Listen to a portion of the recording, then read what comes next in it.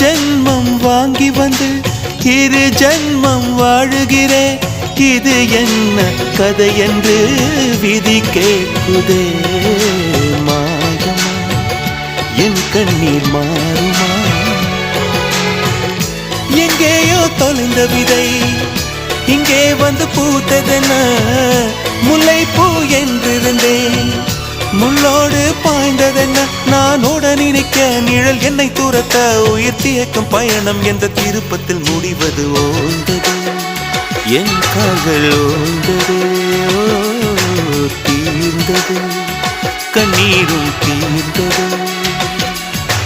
பூசும் மஞ்சள் பூசும் மஞ்சள் பூசிய பூன்று பூமியோடு போன பின்னும் பூத்தது ஏனென்று என் கண்கள் போய் சொல்லுமா? வேறில்லாமல்